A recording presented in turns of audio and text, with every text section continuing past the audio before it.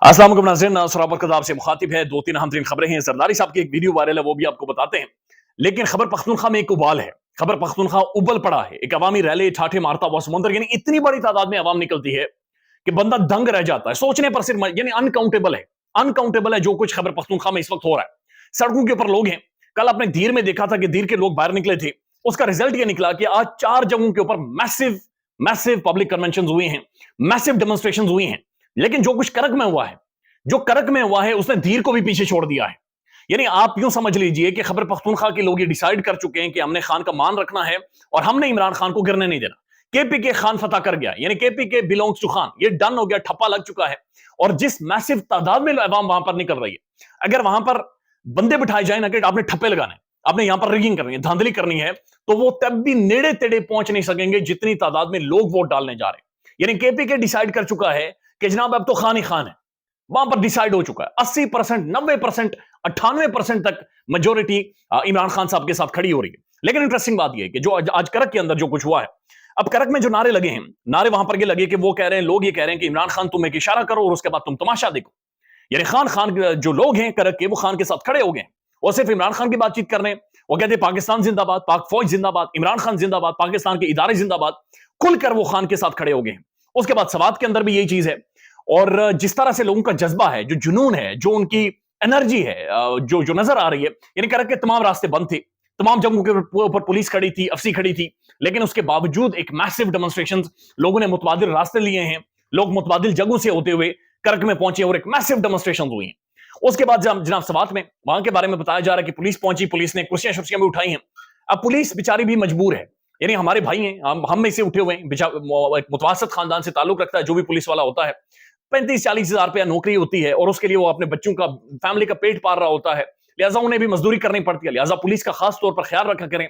लेकिन पुलिस वहां पर सवात में बताया जा रहा है कि पहुंची है, लोगों ने उन्हें उनसे कुर्सियां नहीं उठवाने दी और मैसिव डेमोन्स्ट्रेशन हुई। लेकिन जो कुछ अब्टाबाद में हुआ है, यानी अब्टाबाद बड़ा इंटरेस्टिंग जगह है।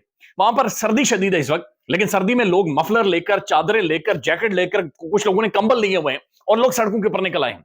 ये खल्क खुदा है, ये अवाम है जो फैसला कर चुकी है, ये अवाम है जो डिसाइड कर चुकी है। दूसरी तरफ जनाब पाकिस्तान का मीडिया इसके ऊपर मुकम्मल तौर पर खामोश है। पाकिस्तान का मीडिया ये सारी चीजें नहीं दिखाता, बल्कि कामों की में गालिबन आज एक जलसा है जो कि इस्तेकाम है पाकिस्तान पॉलिटिकल पार्टी का है। वहां पर 20 बंदे नहीं पहुंच रहे, यानी 100-200 बंदा भी बड़ी मुश्किल से वो जमा कर रहे हैं, लेकिन पूरा मीडिया लगा हुआ है। हर तरफ से कैमरे लगाकर दिखाए जा रहे हैं, जो कि लोग आने वाले हैं, लोग आधे घंटे बाद जमा होंगे, जलसा इतने बजे होगा, जलसा उतने बजे होगा।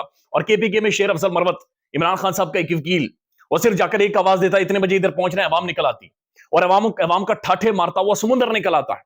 यानी आज पुलिस भी रोक रही है तो केपीके के लोग नहीं निकल रहे। अब जो केपीके से पैगाम आया है, पैगाम यह आया है कि जनाब केपीके खान का हो गया, KPK belongs to Khan, KPK के ऊपर ठप्पा खान का लग चुका है। अब पंजाब की बारी है। हमाद अजहर साहब ने भी ट्वीट किया है और इसके बाद शेर अफजल मरवत पंजाब जाएगा। खबरें ये भी हैं कि शेर अफजल मरवत साहब को शायद इस्लामाबाद तक महदूद कर दिया जाएगा, चूंकि उनके ऊपर मुकदमात और केसेस करवाए जा रहे हैं। शेर अफजल मरवत ये कहता है कि ये सारे मुकदमात, केसेस, एफआईआर मेरी जूती की नोक पर, अगर मैं जूती की नोक पर इन्हें नहीं रखता। और एक तो वो पठान है, ऊपर से वकील है, बैरिस्टर है, ऊपर से जज रह चुका है, लिहाजा वो कानूनी मामला को हमसे बेहतर समझता है। जिस एफआईआर पर मैं डर जाता हूं या आप लोग डर जाते हैं, शेर अफजल मरवत उसे अंडरस्टैंड कर रहा होता है। पाकिस्तान की ज़ाहिर जो जजेस हैं, जो अदालतें हैं, वो भी इस चीज को अंडरस्टैंड करेंगे। तमाम तर पाकिस्तान के वकला खड़े हो जाएंगे, कराची से केपीके तक, कश्मीर तक, हर जगह पर वकला खड़े हो जाए, बार्स खड़ी हो जाएंगी शेर अफजल मरवत के साथ। लिहाजा शेर अफजल मरवत को कानूनी मामलात में उलझाना, कानूनी पेचीदगियों में उलझाना, वो अजाब बन गया है। और वो जो कहते हैं ना, शेर अफजल मरवत ने कहा था कि वड़ना किसे कहते हैं, वड़ना ये होता है जो खबर पख्तूनख्वा पूरा वाड़ गया है, पूरा बढ़ गया है खबर पख्तूनख्वा। यानी मुकम्मल तौर पर वो सिर्फ खान के साथ खड़ा हो गया और सब कुछ तहस नहस उन्होंने कर दिया है। केपीके में जनाब वो डिसाइड कर चुके हैं और केपीके मुकम्मल तौर पर खान ने फतह कर दिया। अब शेर अफजल मरवत के बारे में जो खबरें हैं कि उन्हें शायद किसी तरह से ऐसे मामलात किए जाएं कि शेर अफजल मरवत को इस्लामाबाद तक महदूद किया जाए, लेकिन क्या ये मुमकिन होगा? लेट्स सी, आने वाले टाइम में देखेंगे। लेकिन एक वीडियो सर्कुलेट कर रही है और ये वीडियो जरदारी साहब के उस इंटरव्यू किया जो उन्होंने हामिद मीर साहब को दिया है। अब चूंकि इंटरव्यू 2 घंटों का था तो बहुत सारी स्टेटमेंट्स बाकी डिस्कस हो रही थी, लेकिन ये वीडियो अब जाकर वायरल हुई है। जरदारी साहब हामिद मीर साहब को ये कहते हैं कि आज के बच्चे हमारी बात नहीं सुनते। वो कहते हैं जनाब, उन्होंने अंग्रेजी में कहा कि बाबा यू नो नथिंग। तो जरदारी साहब, ये आपके घर में होता है बाबा यू नो नथिंग। आज भी हमारे घरों में वालिद की ही सुनी जाती है। वालिद तो अब्बा अब्बा होता है, तो अब्बा की सुनी जाती है। आपके घरों में होता है वालिद डैड यू नो नथिंग, तो ये आपके घरों में होता है। लेकिन उसके बाद उन्होंने एक मिसाल दी और ये मिसाल जरदारी साहब ने बड़ी जबरदस्त दी है। और इसी तरीके से हम सबको बर्बाद किया जाता है। इसी तरह से हमारी जो कलेक्टिव सोच है, शऊर है, उसका कत्ल किया जाता है। जरदारी साहब कहते हैं کہ جناب بیٹا بیٹا ہوتا ہے، والد والد ہوتا ہے. اس کے بعد وہ مثال دیتے ہیں کہ جناب ایک بندہ تھا، وہ ڈاکٹر تھا، اس کے پاس ایک کسائی آتا تھا. کسائی چونکہ گوشت کاٹتا تھا تو ایک گوشت کی ہڈی اس کی آنکھ میں چلی جاتی ہے. تو کسائی جب بھی اس ڈاکٹر کے پاس آتا تھا وہ ڈاکٹر کے لیے گوشت بھی ظاہر لے کر آتا تھا کہ ڈاکٹر صاحب میری آنکھ میں درد ہے تو آنکھ ٹھیک کر دیں. تو کہتے ہیں وہ جو ڈاکٹر تھا وہ اس کی مرم پٹی کر دیتا تھا اور کسائی واپس چلا جاتا تھا. اس ڈاکٹر کا جب بیٹا جوان ہوا، بیٹا بھی ڈاکٹر بن گیا. تو کہتے ہیں ایک دن کسائی آیا تو بیٹے نے کیا کیا کہ اس کسائی کی ہڈی آنکھ سے نکال دی، آنکھ کی مرم پٹی کی ہڈی نکل گئی تو مسئلہ حل ہو گیا. تو بیٹے نے جا کر باپ کو بتایا کہ والد آپ کو تو پتہ ہی کچھ نہیں تھا، اس کسائی کی خالی ہڈی نکالنی تھی، آپ تو اتنے عرصے سے مرم پٹی کر رہے ہیں، اس کا علاج نہیں ہو رہا تھا، میں نے ہڈی نکالی بندہ ٹھیک ہو گیا. تو جو ڈاکٹر تھا اس نے اپنے بیٹے کو کہا کہ آج رات کو تو دال ہی کھائیں. یعنی وہ جو کسائی اس کی میں ہڈی اس لیے نہیں نکال رہا تھا چونکہ وہ علاج کروانے آتا تھا اور وہ سیر گوشت لے کر آتا تھا، 2 سیر گوشت لے کر آتا تھا اور تم سب گوشت کھاتے تھے، تو نے ہڈی نکال کر ہمارا گوشت بند کروا دیا. اب یہ جو گوشت ہے نا، یہ گوشت سندھ ہے جسے زرداری صاحب اور یہ جو زرداری خاندان ہے یا بھٹو خاندان ہے جو لوٹ رہا ہے کھا رہا ہے. اب جو کسائی ہے نا جس کی آنکھ میں ہڈی ہے، وہ کسائی بنیادی طور پر عوام ہے جو ہمیشہ ان کے پاس جاتی ہے، منتیں کرتی ہے کہ جناب یہ ہڈی گئی ہوئے نکال دیں. یہ ہمارے حالات نہیں بہتر ہو رہے لیکن یہ جو ڈاکٹر ہے یہ ہڈی نہیں نکالتے. لیکن مسئلہ یہ ہے کہ اس دفعہ ایک ڈاکٹر ہے جو اڈیالہ جیل کے اندر ہے، اس نے ہڈی نکال دی ہے. اب کسائی کو صاف صاف دکھنا شروع ہو گیا ہے، کسائی کو سمجھ آ گئی ہے کہ مرہم پٹی سے مسئلہ حل نہیں ہوگا، ہڈی نکالنی پڑے گی. لہٰذا زرداری صاحب نے جو مثال دی ہے یہ اندازہ لگائیں کتنا بڑا مذاق ہے انٹلیکٹ کا، یہ سوچ کا کتنا بڑا مذاق ہے کس طرح سے زرداری صاحب یہ وہاں پر رول کرتے ہیں اور معاملات کو آگے چلاتے ہیں. اسلام آباد ہائی کورٹ سے ایک خبر ہے جی، اور اسلام آباد ہائی کورٹ کے اندر ایک مقدمہ تھا اور مقدمہ یہ تھا کہ جنرل باجوہ صاحب نے کچھ انٹرویوز دیے تھے، بلکہ وہ ریٹن انٹرویوز تھے. جاوید چودھری صاحب کو اور شاید میتلا صاحب کو، جاوید چودھری صاحب کا وہ یاد ہوگا، انہوں نے کہا تھا کہ جنرل باجوہ صاحب کیک رس چائے کے اندر ڈبو کر کھاتے ہیں. عجیب و غریب، یعنی جاوید چودھری صاحب کی کمنٹری جو آج کل ہے وہ کوئی عجیب و غریب قسم کی کمنٹری ہے. تو شاید میتلا صاحب اور جاوید چودھری صاحب نے بہت سارے کالمز لکھوائے، انہوں نے 12 لکھے تھے اور وہ جنرل باجوہ صاحب سے منسوب تھے. اب یہ باجوہ صاحب نے اس وقت کالمز لکھوائے ہیں جب وہ ان کی جو ریٹائرمنٹ کے بعد ایک لمٹ ہوتی ہے ایج کی، کس دوران آپ میڈیا میں کوئی بات چیت نہیں کر سکتے یا آپ کسی بھی چیز میں پبلک کی کسی بھی چیز میں انوالو نہیں ہو سکتے، یہ اس دوران کے تھے. تو ان کے اوپر ایک مقدمہ تھا اور اسلام آباد ہائی کورٹ نے نوٹسز باقاعدہ سے سرو کیے تھے جناب باجوہ صاحب کو، جنرل فیض صاحب کو اور پھر 2 صحافیوں کو، شاید میتلا صاحب کو اور جاوید چودھری صاحب کو.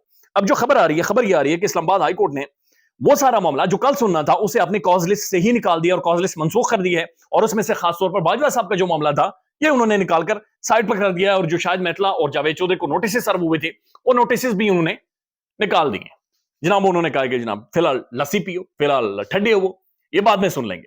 اور یہ اسلام آباد ہائی کورٹ کے معزز چیف جسٹس عامر فاروق صاحب نے کیا. لوگ یہ سوالات پوچھ رہے ہیں کہ جب کسی اور طرف معاملہ ہوتا ہے تو یہ جج صاحب کاز لسٹ سے نام نکال دیتے ہیں، مقدمہ نکال دیتے ہیں، اور پھر جب نواز شریف صاحب کا ہوتا ہے تو کاز لسٹ منسوخ کر کے ان کے مقدمات ڈال دیتے ہیں. لیکن جب خان کی باری آتی ہے پہلی بات ہے سنتے ہی نہیں، درخواست سے نہیں لگاتے، اور جب سنتے ہیں تو فیصلہ اتنا لمبا محفوظ کر لیتے ہیں کہ عمران خان کے وکلا کو عدالت میں جا کر سپریم کورٹ میں درخواست کرنی پڑتی ہے کہ برائے مہربانی جج صاحب سے کہہ دیں سارا مقدمہ سنیں، کم از کم ایک دفعہ دیکھ لیں، یہ جو فیصلہ انہوں نے محفوظ کیا ہوا ہے اس فیصلے کو سنا دیں. باقاعدہ اسلام آباد ہائی کورٹ میں جا کر یہ درخواستیں کرتے رہتے ہیں اور ان درخواستوں کے باوجود بھی بعض اوقات ریسپانس نہیں آتا. اب ایک اور خبر ہے اور وہ انجینئر محمد علی مرزا صاحب کے حوالے سے خبر ہے، اس کے اوپر ابھی میں بات چیت نہیں کروں گا چونکہ میں نے رابطہ کیا ہے ان کی اکیڈمی میں بھی، ان کی جناب ان کے پرسنل نمبر پر بھی. انجینئر صاحب کے بارے میں کچھ ویڈیوز آ رہی ہیں کہ انجینئر صاحب بھاگیں، کس سے بھاگیں، کیا آرگومنٹ ہونا تھا، دلیل کیا دینی تھی، انجینئر صاحب جیسا بہادر بندہ وہ کیسے بھاگ سکتا ہے.